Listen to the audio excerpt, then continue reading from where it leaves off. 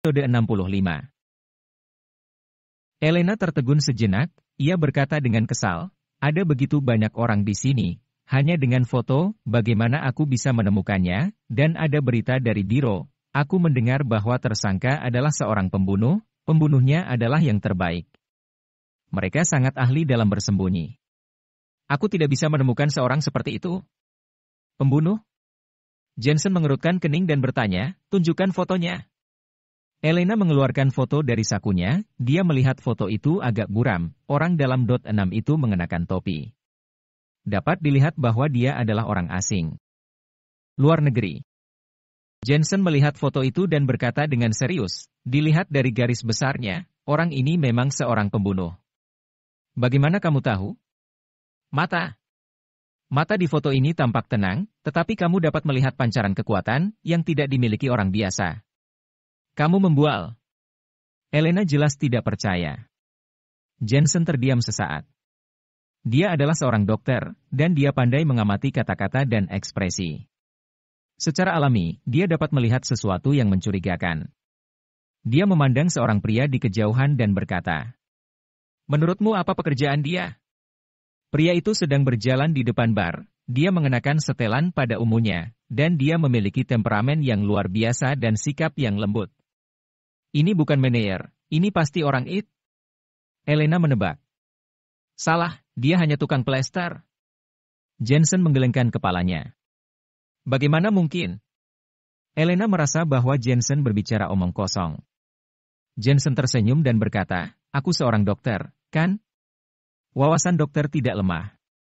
Pertama-tama, pakaian pria itu sangat rapi, bahkan sepatu kulitnya tidak bernoda, meskipun beberapa orang it suka rapi. Tetapi dia tidak pernah melakukannya. Sangat bersih, yang menunjukkan bahwa dia sangat mementingkan setelan itu, dan bersedia memakainya hanya ketika dia keluar untuk bermain di malam hari.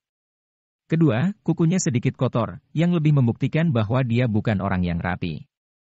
Ketiga, ia memiliki kapalan yang tebal, yang disebabkan oleh pekerjaan, dan yang utama adalah dia berjalan di sepanjang koridor, tanpa sadar membelai pilar batu di koridor, dan mengetuknya beberapa kali, ini karena profesinya. Elena membuka mulutnya karena kaget, seolah-olah dia baru mengenal suaminya untuk pertama kalinya. Dokter, apakah mereka semua sangat hebat?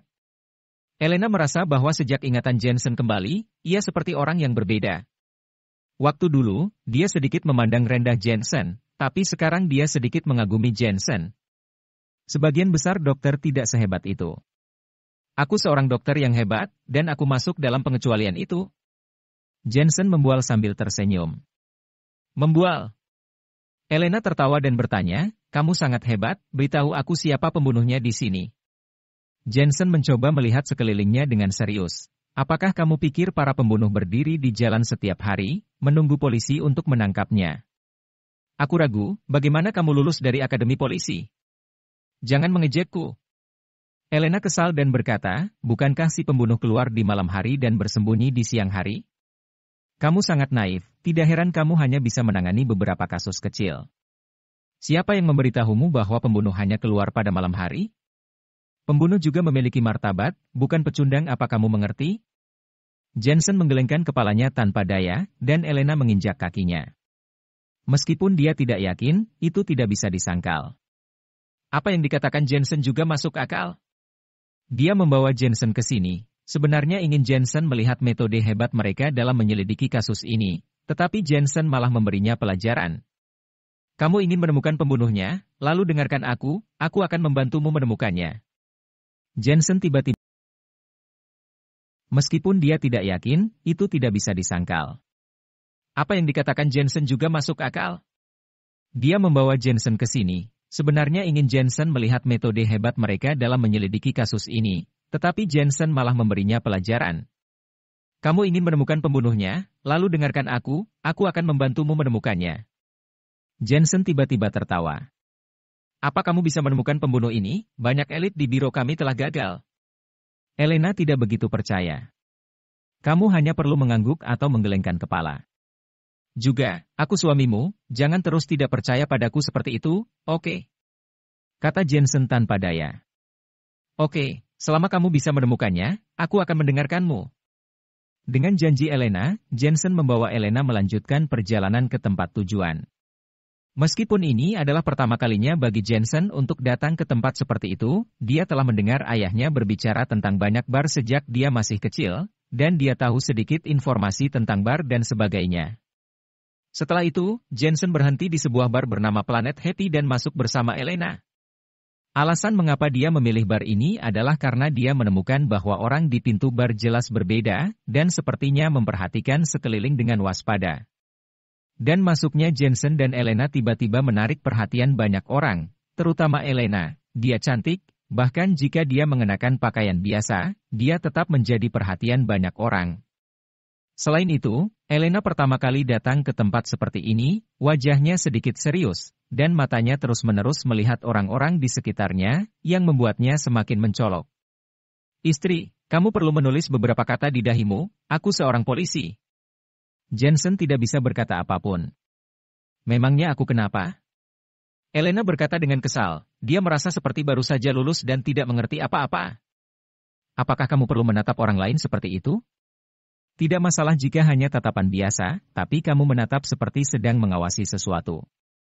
Aku hanya ingin melihat apakah pembunuhnya ada di sini.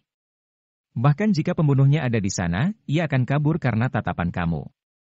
"Baiklah, jangan bicarakan itu lagi, kita sedang ditatap banyak orang, ayo, menari."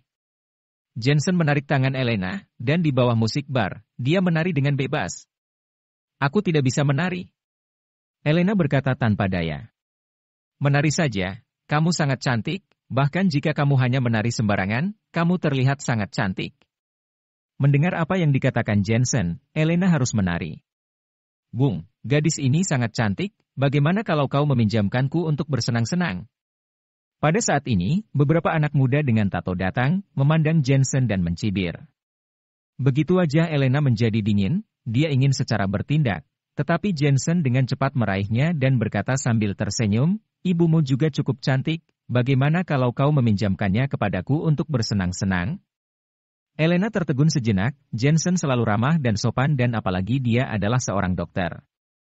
Dia jarang mengucapkan kata-kata kasar seperti itu.